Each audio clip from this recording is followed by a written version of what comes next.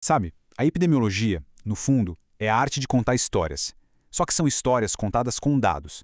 Histórias que ajudam a gente a entender a saúde de populações inteiras, a descobrir a causa das doenças e, o mais importante de tudo, a proteger a saúde de todo mundo. É a ciência que consegue transformar um monte de números em ações que, literalmente, salvam vidas.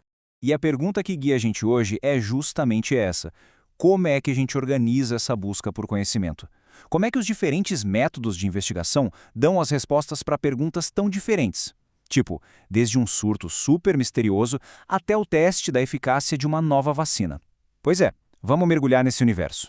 Ok, antes de sair detalhando os tipos, vamos só firmar o conceito principal. Afinal, o que é um estudo epidemiológico? Pensa assim, é uma investigação bem sistemática, quase um trabalho de detetive, para entender como e por que as doenças e outros problemas de saúde acontecem em certos grupos de pessoas. E aqui a gente já tem a primeira e talvez a mais importante divisão de todas. De um lado, temos os estudos observacionais. Neles, o cientista é como um detetive que chega na cena do crime. Ele olha tudo, anota tudo, analisa, mas não mexe em nada. Do outro lado, temos os experimentais. Aí a história muda. O pesquisador bota a mão na massa, ele de fato faz uma intervenção, como dar um remédio novo para testar uma ideia e ver o que acontece. Então, o ponto crucial é esse. Qual é o papel da pessoa que está investigando? Ela vai só observar o mundo como ele é ou vai ativamente mudar alguma coisa para ver no que dá? Essa decisão, essa pergunta, define todo o caminho da pesquisa dali em diante. Vamos começar então pela categoria mais comum, de onde vem a maior parte do que a gente sabe em saúde pública. Os estudos observacionais são a base da epidemiologia. São eles que permitem a gente explorar as associações e gerar aquelas hipóteses que depois vão ser testadas.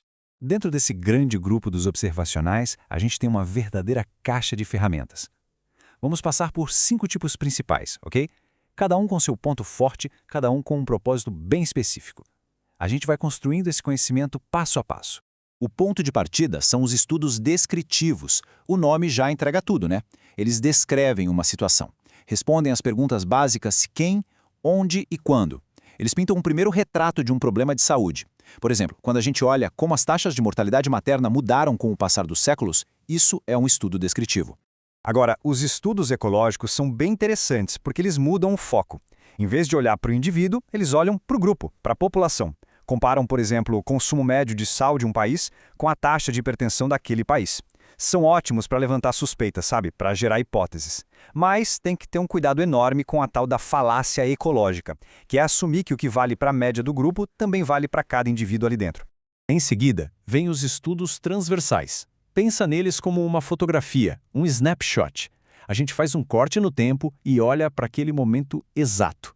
Naquele dia, quantas pessoas têm uma doença e a que fatores elas estão expostas.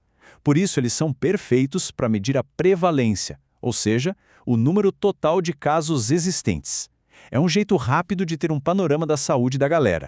Aqui, a lógica se inverte completamente. Em vez de acompanhar as pessoas para ver quem fica doente, a gente parte de quem já está doente, os casos, e compara com um grupo parecido, mas que está saudável, os controles. A pergunta de ouro é: o que foi diferente no passado dessas pessoas?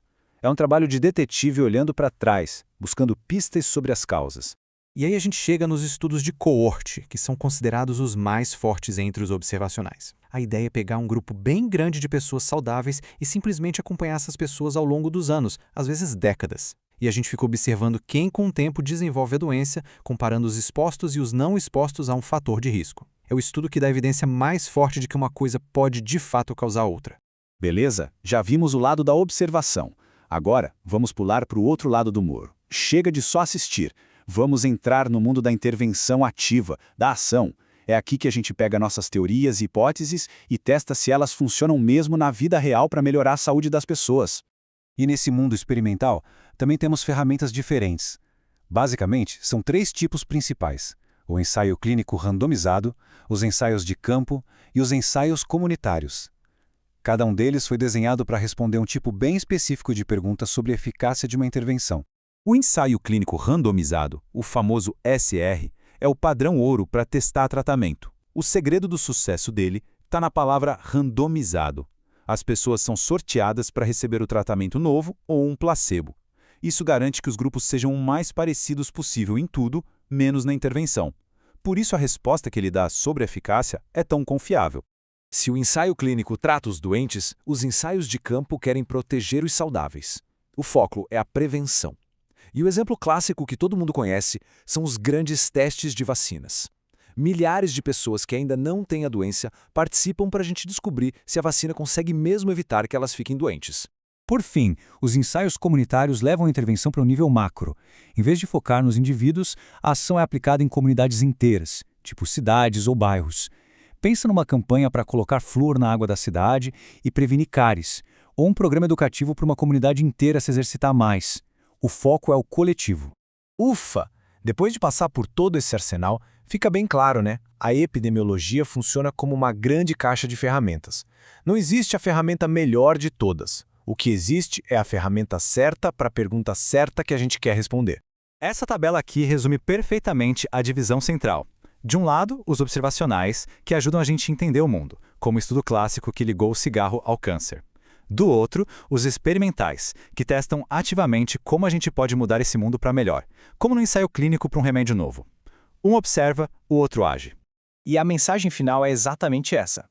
A grande força da epidemiologia está nessa diversidade de métodos. Para cada pergunta que a gente tem, qual a prevalência do diabetes, fumar causa câncer, essa vacina funciona, existe um tipo de estudo desenhado para dar a resposta mais precisa e confiável possível.